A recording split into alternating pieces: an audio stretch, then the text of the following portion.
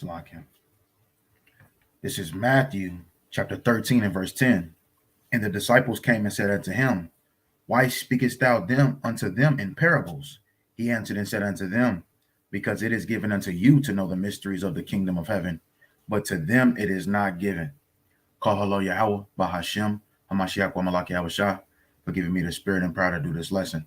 So what we're going to touch on today, we're dealing with the 10 virgins. 5 were foolish and 5 were wise. But we're going to deal with it in a moderation because it still applies today, just like the rest of all the parables. And this is what makes Yahushua so brilliant, because he knew he was speaking in the future also. Right? So let's get straight into it. The first scripture I want to get is Revelation chapter 13 before we get into the parable. Revelations 13 and 3, it says 14 and 3. And they sung as it were a new song before the throne and before the 4 beasts and the elders. And no man could learn their song but the 144,000 which were redeemed from the earth. These are the ones that Yahweh gave to Yahushua, the 1/3, the elect, the remnant that was given to Yahushua. And you read about that in John 17. That's who Yahushua was praying for. He says, I pray not for the world. And when you go into John, in the book of John, all of the, when you see world, is it always going to say cosmos in John. So he's telling you, I'm not even praying for the whole nation of Israel. He died for them, but he's not praying for the whole nation of Israel. He died for them to be fair. But he only prayed for the elect, the ones that was given to him, the ones that's following him as of now, the ones who actually is walking in the faith of Yahushua, being persecuted and suffering for righteousness' sake. Right? So he says, verse 4, this is the point. These are they which were not defiled with women, for they are virgins. These are they which follow the Lamb whithersoever he goeth. These were redeemed from among men, being the first fruits unto God and to the Lamb. Right? The Most High chose these men out of the world to follow Yahushua. Right? Starting with the Apostle Peter and the rest of the 12, and then the men under them, the men that following the teachings of the apostles. Right? But the point that I want to get out of here, it says, these are they which were not defiled with women, for they are virgins. So when we look at this, I know a lot of people would think, well, I'm not a part of that because I'm not a virgin. You know, I'm pretty sure everybody that's in this ministry that's at a certain age, they didn't lay down with their wife. They didn't lay down with a woman before, you know, whether it was in the world or now. But this is not what this is talking about. Now, I can't pull up the let me see if I can do it one more time. I can't pull it up, the blue letter, for some reason. It won't work on my. Let me try on this. And I can just actually just show you what it says in the blue letter. Because this word virgin right here, this is not talking about sex. It's not talking about a woman that has never had sex before, because this said that in verse 4, these are they which were not defiled with women, for they are virgins. These are they which follow the Lamb whithersoever he goeth. These were redeemed from among men, being the first fruits unto God and unto the Lamb. So I can.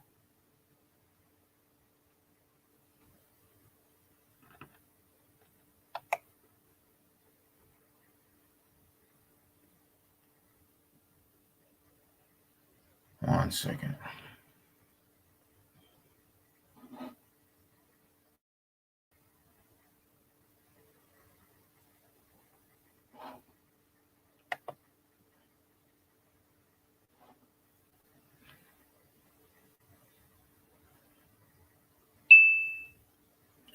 One second.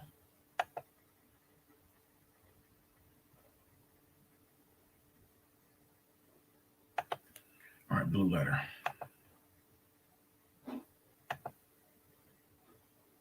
Okay, blue letter. See if it pull up on another website. Okay, nope, the blue letter's still not pulling up. I don't know why. For some reason, everything else pulls up except the blue letter.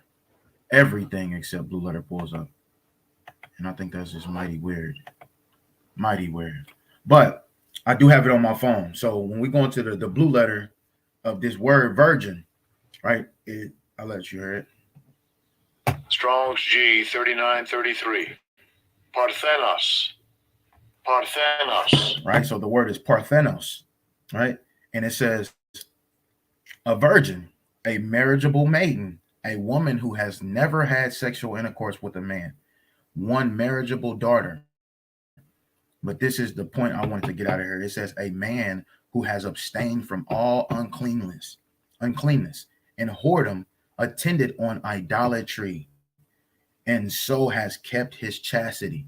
So this is talking about a man who has came into the truth and has not dabbled or messed with any other doctrines, right? Or gods, right? They strictly for Yahweh Yahweh Shah, and they endured that until the end. This are the virgins that's talking about in Revelation chapter 14. So when we go into the parable of the 10 the ten virgins, five were wise and five were foolish. It's saying the same thing in Revelation 14. These are they that was not with defiled with women, right? Different doctrines, because we know in Proverbs, I believe it's Proverbs chapter 3 or 4, it speaks about that different women is going into different doctrines, right? So let's get straight into it, man.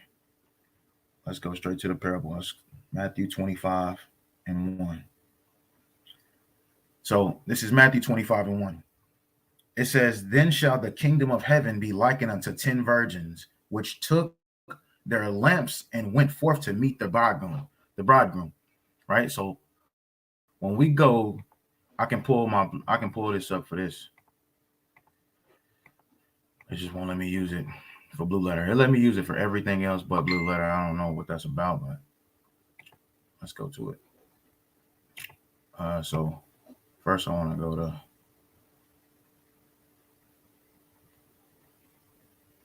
I'm gonna just get the preset.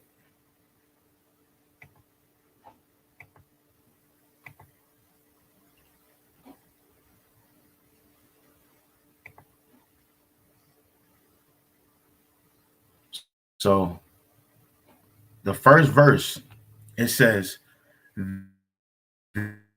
then shall the kingdom of heaven be likened unto 10 virgins, which took their lamps and went forth to meet the bridegroom. Right. So taking their lamps is the point. Now I want to get what these lamps are. We know this is a classic precept, but for edification's sake, we're gonna get it anyway.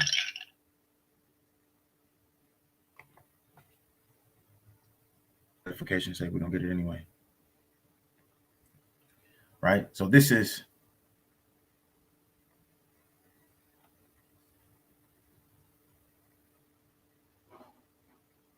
right. So it says, this is Proverbs 6 and 23. I'm reading the King James, King's English. For the commandment is a lamp, and the law is light, and reproofs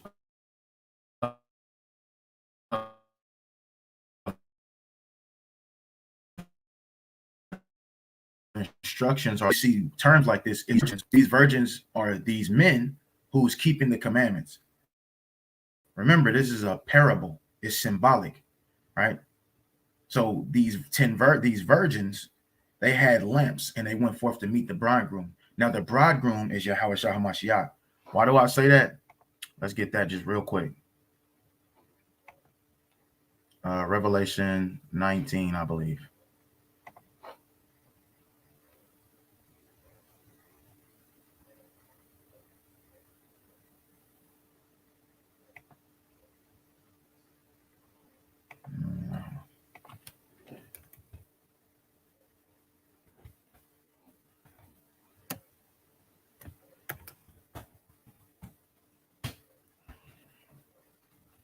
This is why I don't like using this.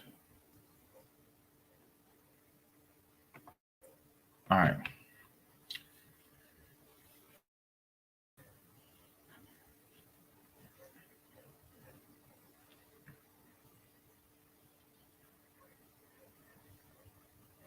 All right, so Revelation 19 and Revelation 19 and where we at? 19 and 6. God. Is this Revelation 19? Yeah, God. Right, so it says, Revelation 19:6, and I heard as it were the voice of a great multitude, and as the voice of many waters, and as the voice of mighty thundering, saying, Alleluia, which is really Hallelujah, which is praise Yah. It says, for the Lord, this is his name, for Yahweh, thy power, omnipotent reigneth. Let us be glad and rejoice and give honor to him, for the marriage of the Lamb is come, and his wife hath made herself ready. Right. So when we go into who the wife is now, so it says the wife hath made herself ready. So the Lamb is Yahweh Shah Mashiach. John 1:29. It says that behold the Lamb of God which taketh away the sin of the world. That's what John said. Now let me get who this wife is.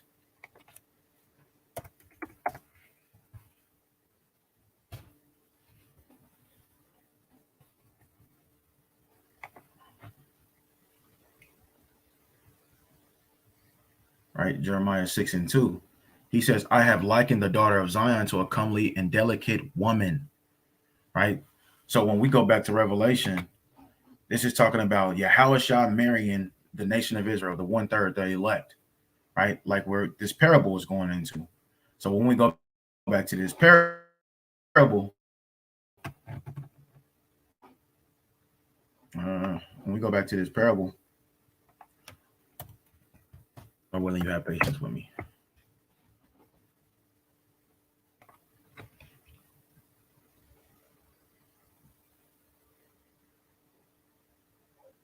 So it says, then shall the kingdom of heaven be likened unto 10 virgins, which took their lamps and went forth to meet the bridegroom. So this is talking about the 1/3 and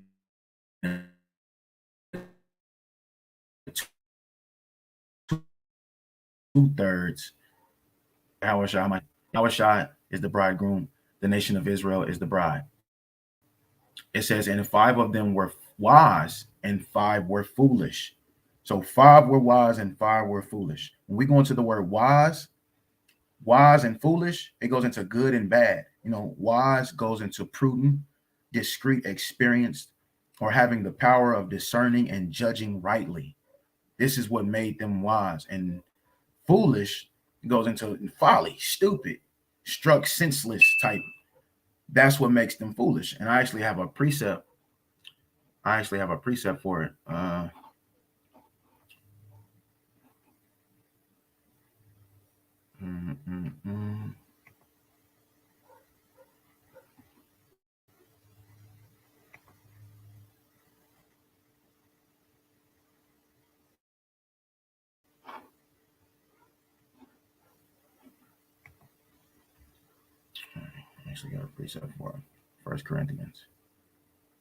1 Corinthians 2. 1 Corinthians 2:12. Right here. It said, now this is going into the wise. It says, now we have received not the spirit of the world, but the spirit which is of God. Right? These are the wise virgins, that 5 wise virgins, that we might know the things that are freely given to us.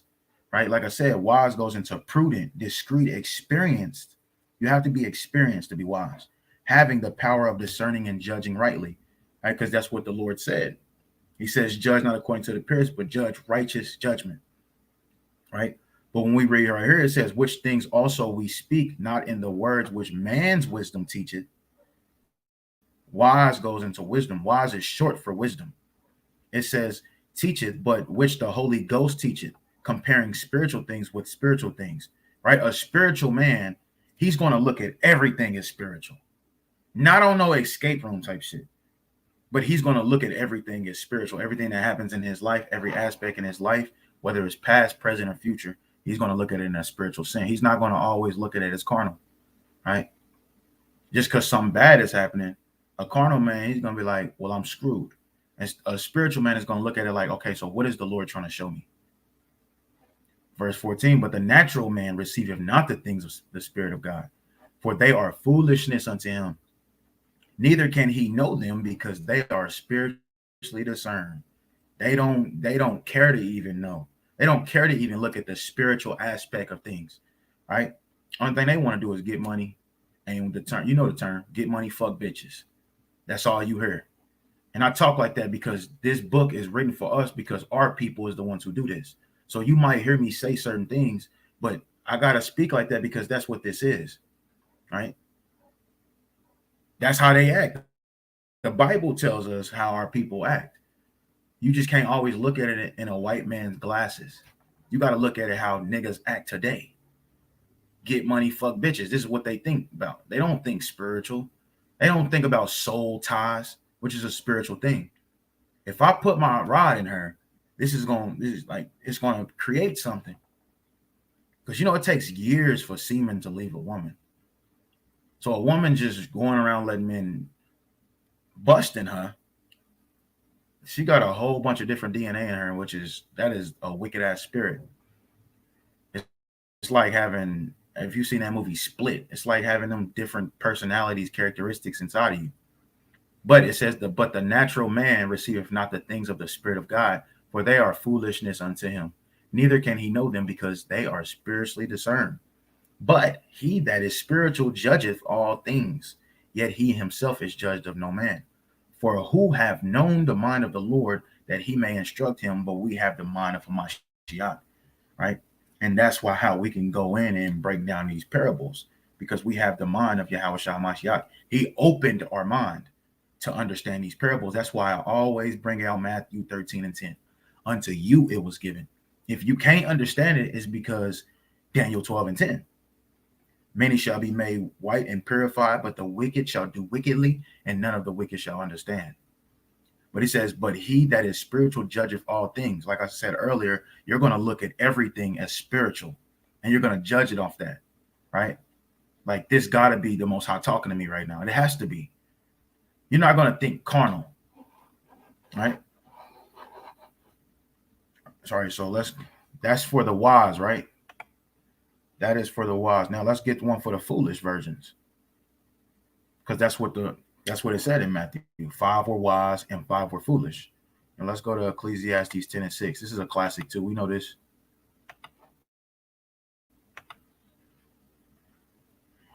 Right? Ecclesiastes 10 and 6. It says, folly is set in great dignity, and the rich sit in low place. So, like I said, when you go into the word foolish, when you look up the definition on the etymology, let's do that right quick. I should have did that with wise also.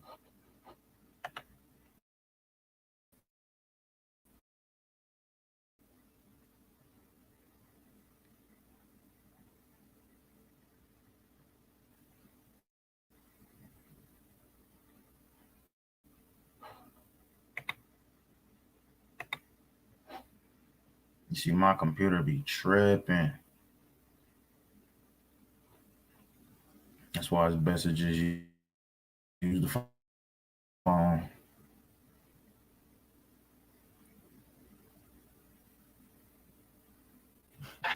right, so I just look up on my phone until it loads.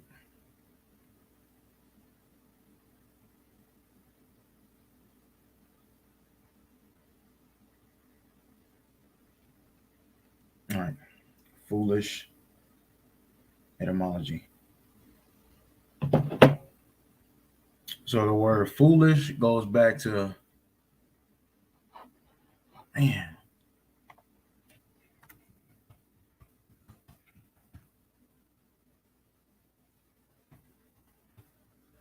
Foolish goes back to silly, stupid, or ignorant person, right? It says silly, stupid, or ignorant person. Okay, pull it up. So it says a fool, a foolish, right? It says folly. You see that? Folly. So foolish, foolishness. But it says folly. That's the point I wanted to get, right? For foolish. It says silly, stupid, or ignorant person, madness, insane person, an idiot, a rogue, a jester, right? Mad, insane, foolish. So we get the point though, right? So when we read this Ecclesiastes 10 and 6, it says folly, which is foolishness, or a fool, right? Like the 5 wise versions, and then you have 5 foolish virgins, right? So folly, foolishness is set in great dignity, right? And great dignity is being honored. Fools and foolishness is being honored. and the rich sit in low places, the rich in spirit people, right?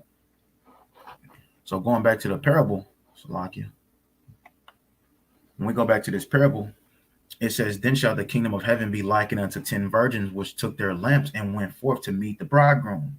And 5 of them were wise, and 5 were foolish. So you got 5 wise and 5 foolish. This is symbolic for the first 5 is the 1/3, the elect. This is the 2/3, right? It says they that were foolish took their lamps and took no oil with them.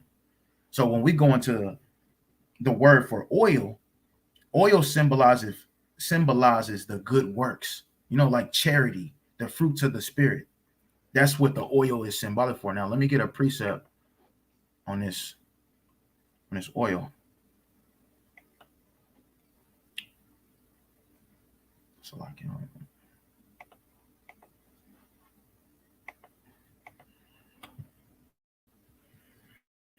so we got First Corinthians 13:1, right? It says, and this, like I said, this is for the oil. It says, though I speak with the tongues of men and of angels and have not charity, I am become as sounding brass or a tinkling cymbal, right? Just a whole bunch of noise. It says, and though I have the gift of prophecy and understand all mysteries and all knowledge, and though I have all faith so that I could remove mountains and have not charity, I am nothing. This is important. He said, if I can have all of these things, and if I do not have charity, I am nothing. Now, we have saying that, we have to look up the word charity.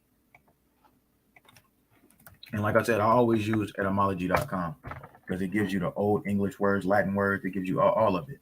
So the word charity goes into benevolence for the poor, Christian love in its highest manifestation. So let's go back to love, mercy, compassion, alms, right? It's not always giving money. It's actually, effective, affection, esteem, costliness, right? Love, agape, right? Especially Christian love of a fellow man, perhaps to avoid the sexual suggestion of Latin amor. I don't even want to know what that's going into. But the general sense of affections people ought to feel for one another, right? So if you don't have this mercy, compassion, alms towards, or benevolence for the poor towards your people, but you have everything else, you got all the prophecies, you got all the understanding, the mysteries, the knowledge, you got all that, the faith. He said faith that you can remove mountains, like Yahushua was speaking about, the mustard seed. He said, but if you ain't got charity, bro, you ain't nothing. You ain't nothing. And he says, and though I bestow all my goods to feed the poor, and though I give my body to be burned and have not charity, it profited me nothing. It says charity suffereth long. So he's giving you the characteristics. Long suffering, which is the fruits of the spirit. One of the fruits of the spirit is long suffering. It says, and is kind. Got to be kind. Now that's something I'm trying to work on right now, is being kind, right? Because even when I try to be kind, it comes off bad. Like it comes off like I'm not. But that's just how I was raised up, but I'm trying to undo it. But it says charity envieth not, charity vaunteth not itself, is not puffed up. So that's all I'm gonna get out of there. This is what charity is, and this is what we have. This is one of the characteristics of the oil that you have to have, right?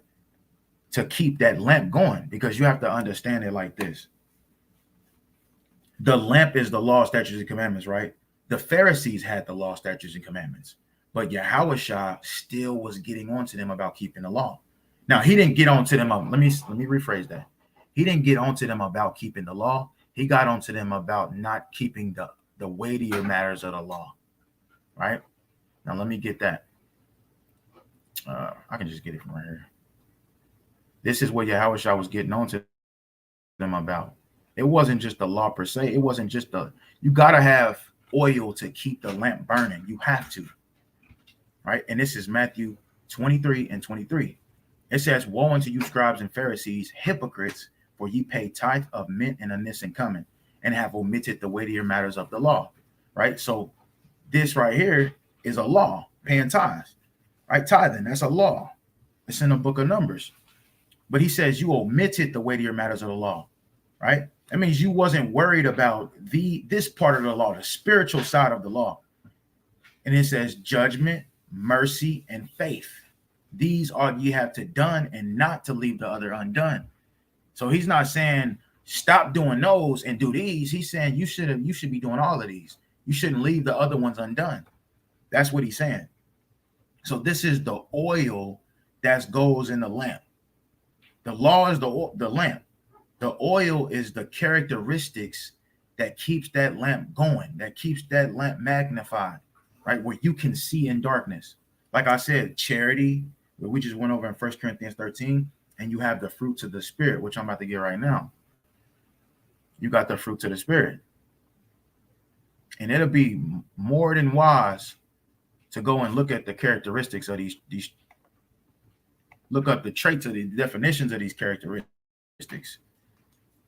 It's just the smartest thing to do, right? This is Galatians 5 and 19, right? I'm gonna start at 19 so you can get this is what the Pharisees was doing, right? This is what the 2/3, this is what the foolish virgins was doing, right? It says, now the works of the flesh are manifest, which are these: adultery, fornication, uncleanness, lasciviousness, idolatry, witchcraft, hatred, variance, emulation, wrath, strife, seditions, heresies, envying, murders, drunkenness, reveling, and such like, of the which I tell you before, as I have also told you in time past, that they which do such things shall not inherit the kingdom of God. So these are the 5 foolish virgins right here. From 19 to 21 is the foolish virgins. Now you have the wise virgins right here who kept oil in their lamps. This is the oil, these characteristics. But the fruit of the Spirit is love, joy, peace, long suffering, like we just read about charity. He says charity is suffering long, long suffering, suffering long. It says gentleness, goodness, faith, meekness, temperance. Against such there is no law. These are the characteristics of that oil, right? These are the characteristics of the oil. Now, let me get this in Proverbs right quick, too. Those are the characteristics of that oil. You gotta have you got the law, statutes, and commandments, but you have to have something to magnify it. You have to have something to show that it's good, right? If you use it lawfully, right? Because the Pharisees, you see how they was using the law. That's why the Most High came to Paul and he actually showed us these letters, how to actually magnify it himself first, and then he gave it to Paul. That's why we have the fruits of the Spirit. That's why we have the chapter like 1 Corinthians 13. That's just dealing with charity, that whole chapter. He broke it all down to us, and he broke down to us in Galatians how the wicked characteristics of the flesh, which is the foolish version, and he gave us the wise with the oil, the characteristics. But this is Proverbs 21 and 20. And it says, there is treasure to be desired and oil in the dwelling of the wise. And that oil is your characteristics, man. What you do, right? Because you can have a law, but you got to have something to magnify the law, which is these characteristics. There is treasure to be desired. And it's not talking about actual gold. This is talking about you being, you coming out as gold. There is treasure to be desired, these characteristics, right? And oil in the dwelling of the wise, but a foolish man spinneth it up. A foolish man, like these foolish virgins, they not worrying about these characteristics. They're not. You come to some brothers and be like, the fruits of the Spirit. They're gonna be like, nigga, what is you talking about? Nigga, I'm trying to get this money. And I'm talking like how Jake talk. Yeah, nigga, I heard you, but I got this lick I'm trying to hit. I heard you, but you trying to, hey, I got these thizzles on deck. This is what Jake be worried about, carnality. That's why I said they are spiritually discerned, a natural man. But it also said that the Most High is the one did them like that. Right? So let's get another one. I got another one that's dealing with the oil. Psalms 45 right quick. Watch this. Psalms 45 and 7. It says, Thou lovest righteousness and hatest wickedness. Therefore, God, thy God, have anointed thee with the oil of gladness above thy fellows. Now, this is why I link it up to the fruits of the Spirit, because gladness goes back to joy, is in the fruits of the Spirit. So the oil that you need is the fruits of the Spirit. The oil that you need is 1 Corinthians 13. This is the oil that keeps the lamp burning, that magnifies the law, that makes it where you can see in darkness. Right? So it says, with the oil of gladness above thy fellows. You need that oil. So you need these characteristics to keep your lamp burning. Now let's get one more and we can move on. One more. Isaiah 61. And we know Isaiah 61 is the gospel, right? Isaiah 61 is the gospel, where the gospel is first mentioned. So this is Isaiah 61 and 3. It says, to appoint unto them that mourn in Zion, to give unto them beauty for ashes, the oil of joy for mourning, the oil of joy, which goes back to what? The fruits of the Spirit. Goes right back to the fruits of the Spirit. So this oil is the fruits of the Spirit, the oil of joy for mourning, the garment of praise for the spirit of heaviness, that they might be called trees of righteousness, the planting of the Lord, that he might be glorified. So we have what this oil is. Right. And we know that the law itself is not good enough. We know it's not. You have to magnify it, and that's what Yahushua did. He said, and I give you one. He says, let me see. Let me just get it. I'm not saying that the law is not good, because the law is definitely good. But I'm saying it's not good enough for us because we stumble at it.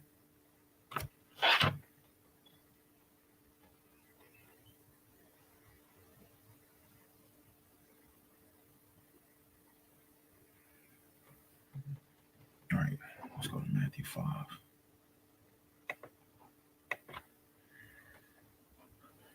All right, let's see. Matthew 5. Let's see what Yahushua said. Let's see how he magnified the law. Right? He gave us something. He magnified the law. Let's just leave it at that. So this is Matthew 5 and 27. He says, ye have heard it was said before old time, thou shalt not commit adultery. Adultery in the law, when you go into the law, adultery is simply sleeping with another man's wife. It don't say nothing about you can't lust after her. It don't say nothing you can't undress her with your eyes. It don't say none of that in the law.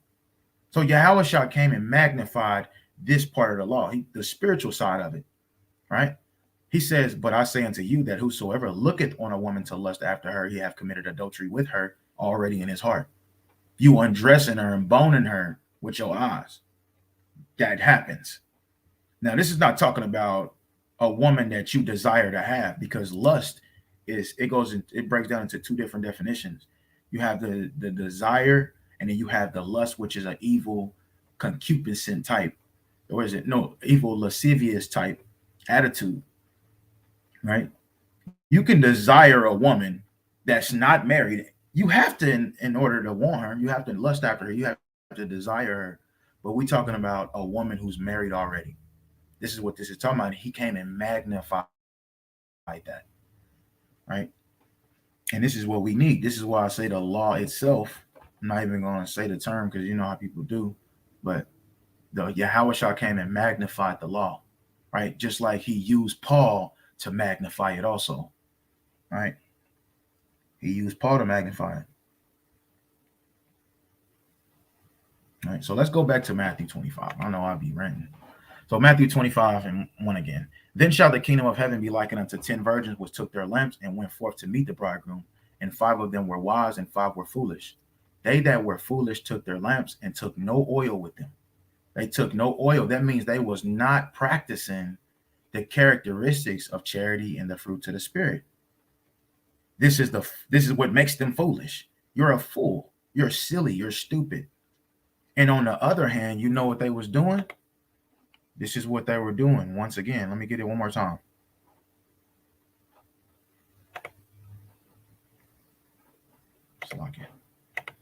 This is what they were doing.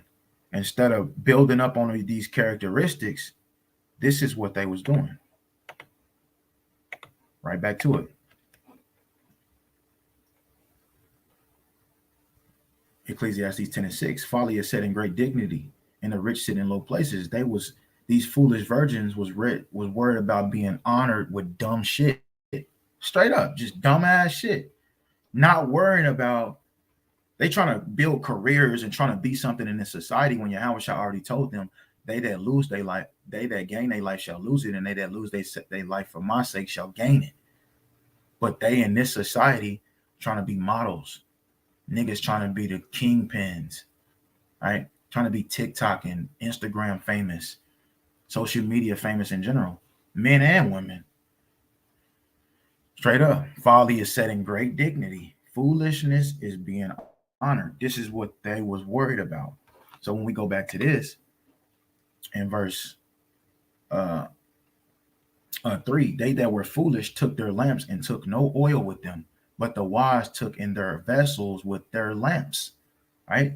The wise they practice these characteristics of the fruits of the spirit on a daily basis. And no, it's not easy. It's not easy to do that. It's not that it's not easy. It's not easy from the background we come from, right? Learning to master wickedness. Like me, I learned to master hate, like straight up. I can tell you that for sure. Being in a gang, you will learn how to master hate. Straight up. It's always fuck the other side. That is you. When you hear a man say that, he is mastering hatred. It says, but the wise took oil in their vessels with their lamps. While the bridegroom tarried, they all slumbered and slept. All of them, not just some of them, they all slumbered and slept. Right? So that what does that go back to? Right? They all slumbered and slept.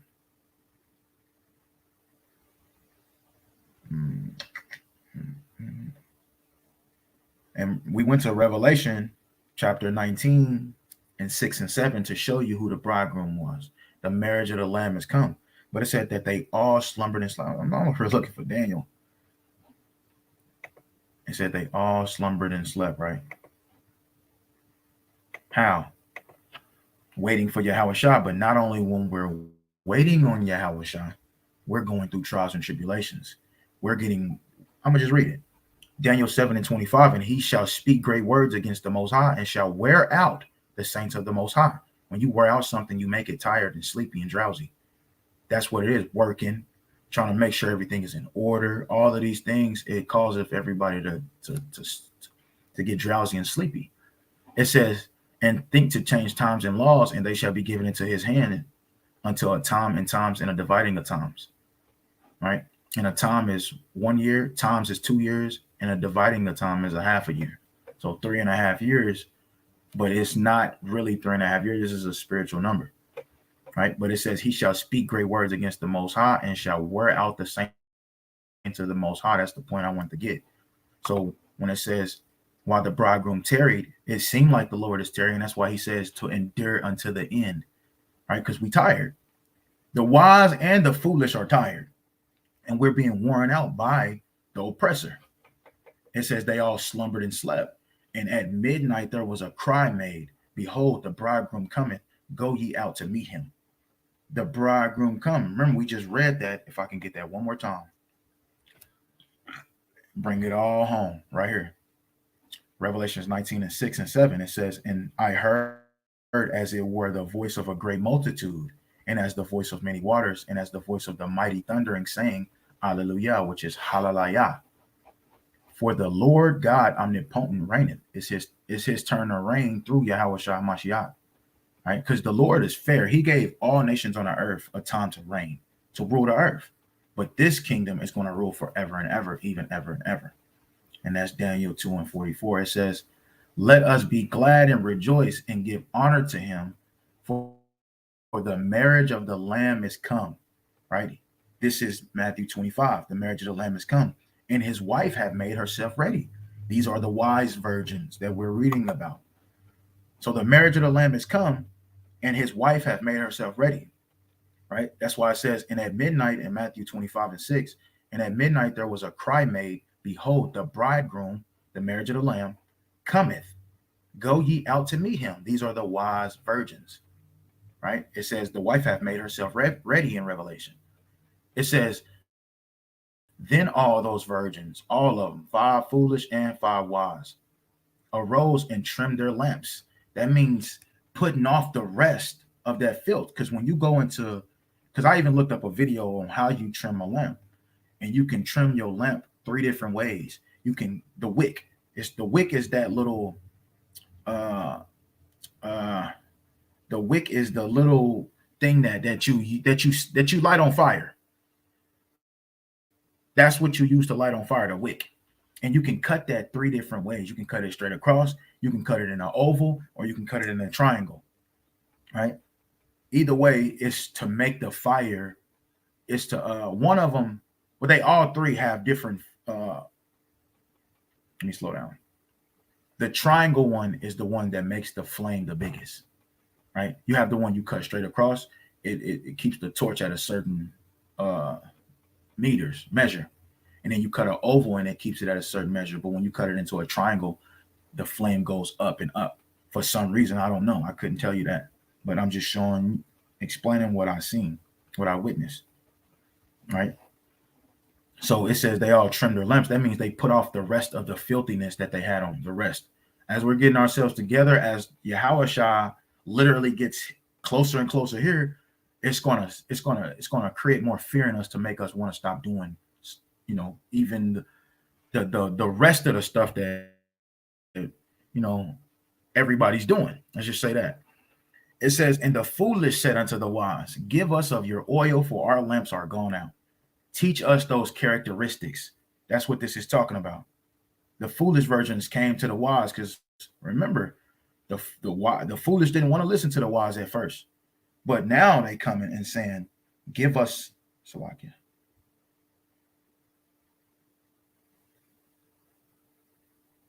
All right. So I'm gonna read again. And the foolish said unto the wise, give us of your oil. Remember, we went over what the oil is, the characteristics. So basically, this is saying, teach us, for our lamps are gone out. So teach us these characteristics. That's what they're saying. All right. Teach us those traits. And this goes back to this precept right here.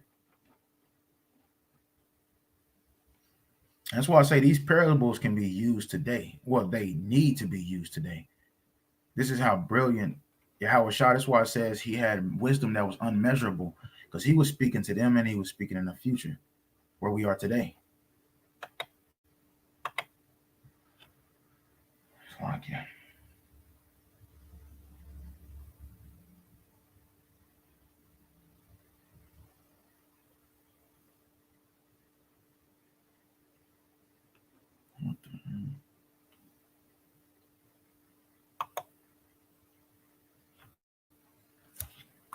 All right, guys. So I'm just use my phone till it pop up. All right. So this is Amos chapter 8 and 11. All right. Good. Okay. There we go. Let's go to Amos 8 and 11.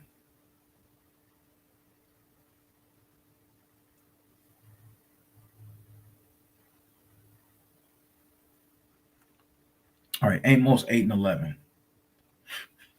Every time I say that,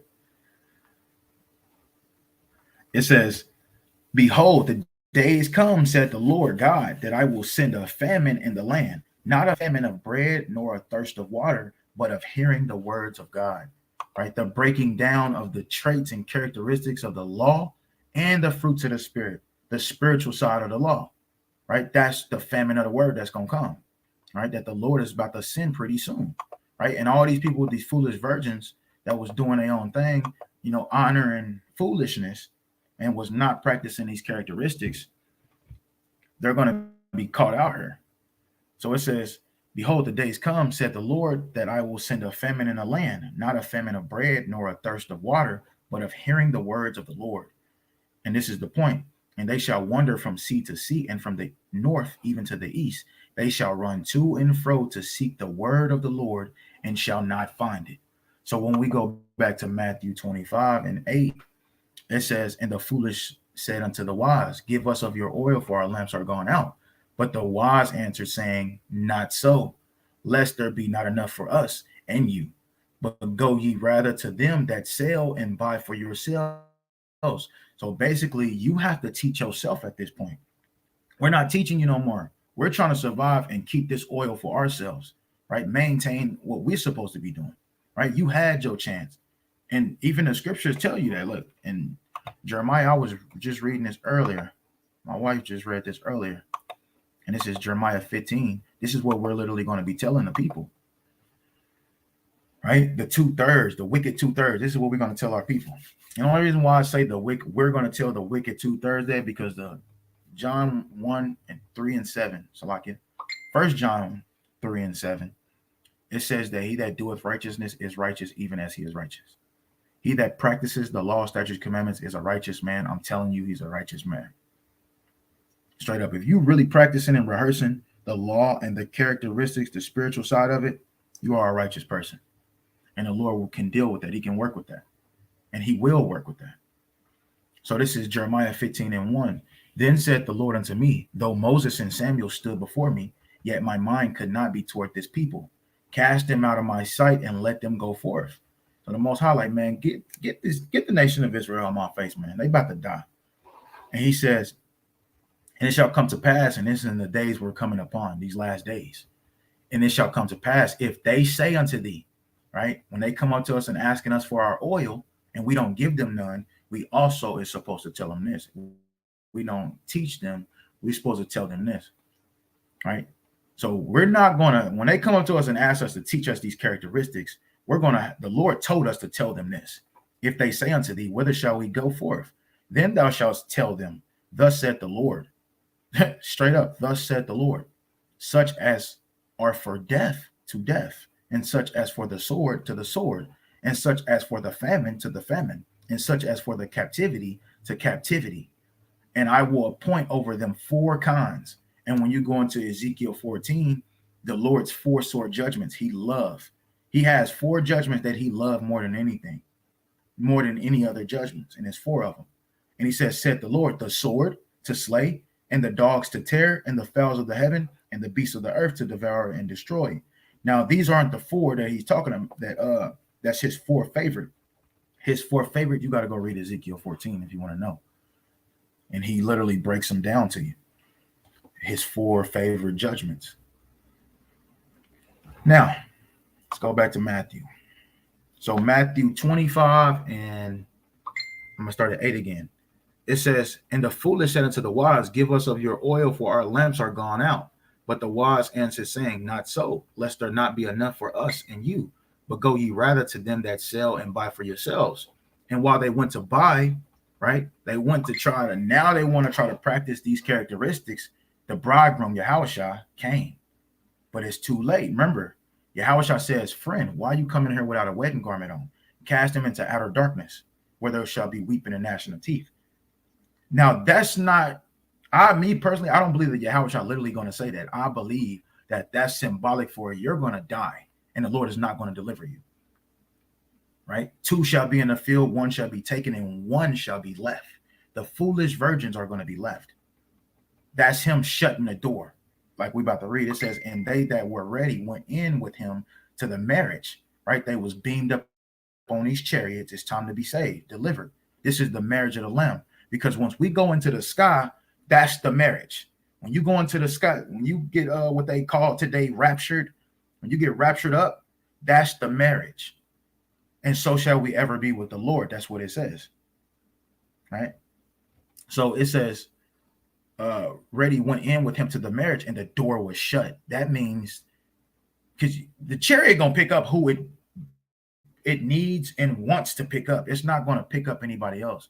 And there's no way you're going to be able to get on that chariot if the angels, Yahweh Shai, and the angels don't beam you up. This is the door being shut. It says, afterward came also the other virgins, the foolish ones, saying, Lord, Lord, open to us. Right? But he answered and said,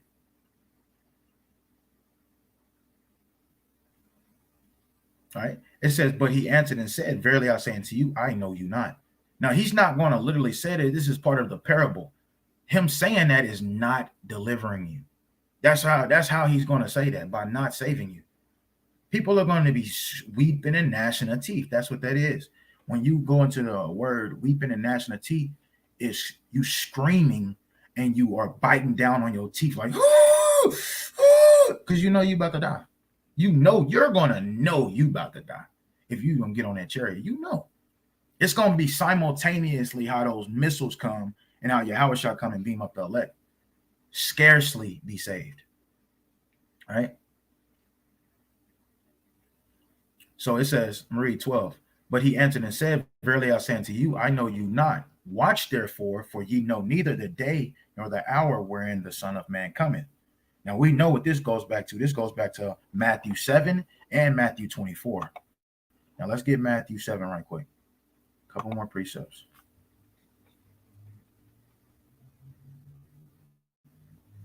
All right. So, hey, read it one more time while we waiting. It says, Salakia. This is Jeremiah. He said, 12 and 13. He says, afterward came also the other virgins, the foolish, saying, Lord, Lord, open to us. But he answered and said, verily I say unto you, I know you not. Now, let's go to Matthew 7.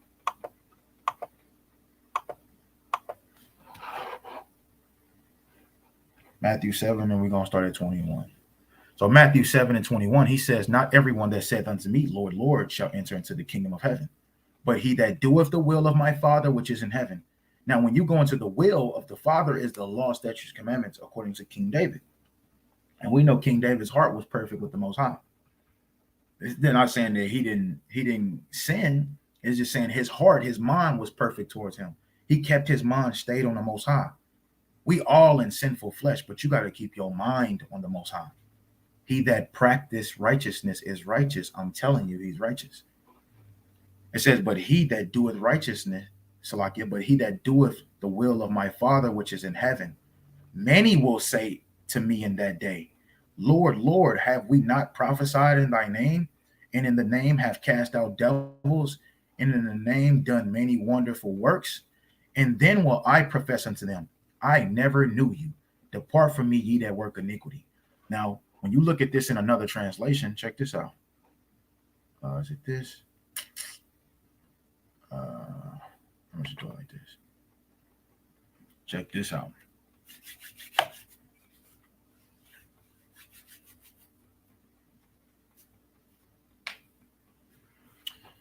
Okay, God.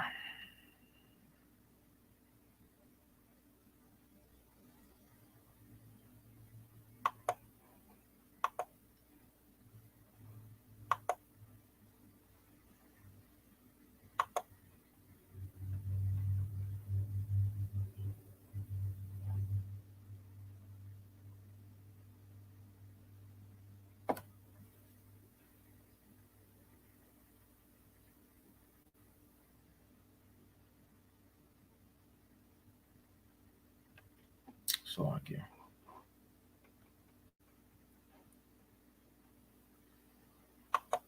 All right.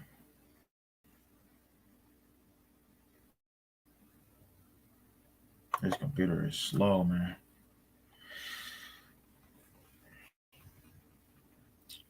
All right, let me get the first two. So I can.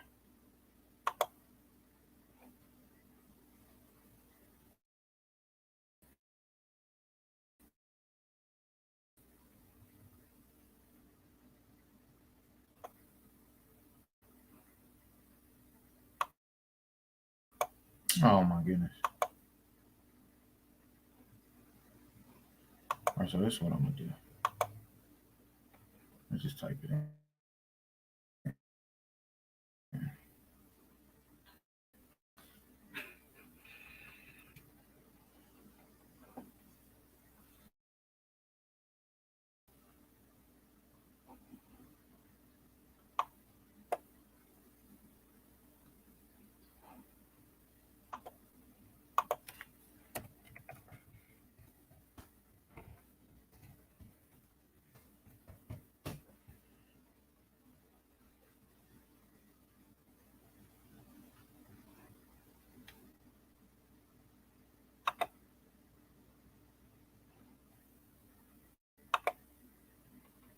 I believe it's in the NLT. Where did it say that? What I was looking for.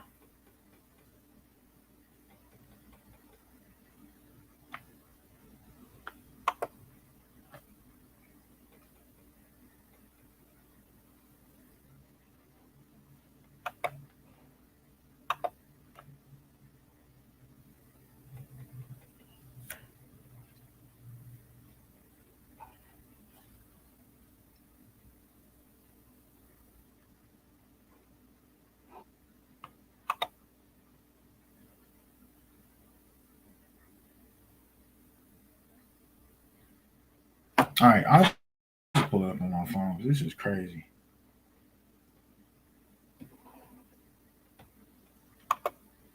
Matthew 7:23.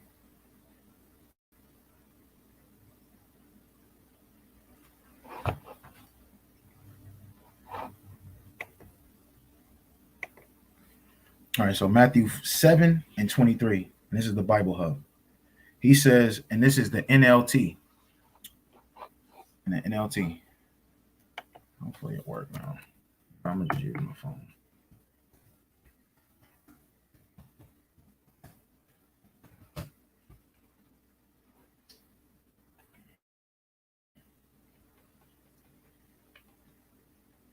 It's in the NLT. Okay, right here. He says in the NLT, Matthew 7:23, but I will reply, I never knew you. Get away from me, you who break God's laws. It says, you who break God's laws. That's what it's talking about in Matthew 7. In Matthew 7, right here, where it says, and then will I profess unto them, I never knew you. Depart from me, ye that work iniquity. You who break God's laws.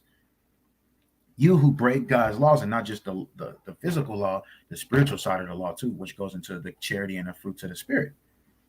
That's what Yahweh Shai gonna say. That means you're not getting delivered. Now, let me get another one. This is why I say that.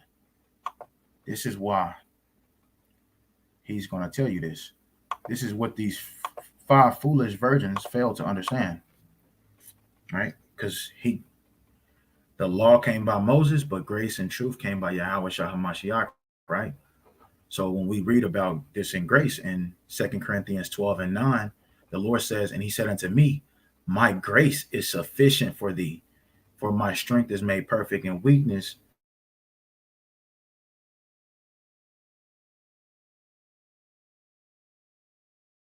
Most gladly, therefore, now is my grace is sufficient for thee. He's saying, my grace is enough for you.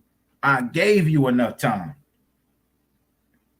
He gave all of us enough time. His grace is sufficient for all of us. It's enough.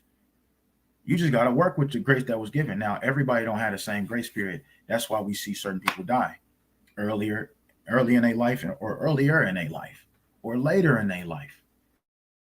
Some people live to 70, some people live to 100, some people live to 30, some people live to 5 years old. The Most High said, my grace is enough for you, though.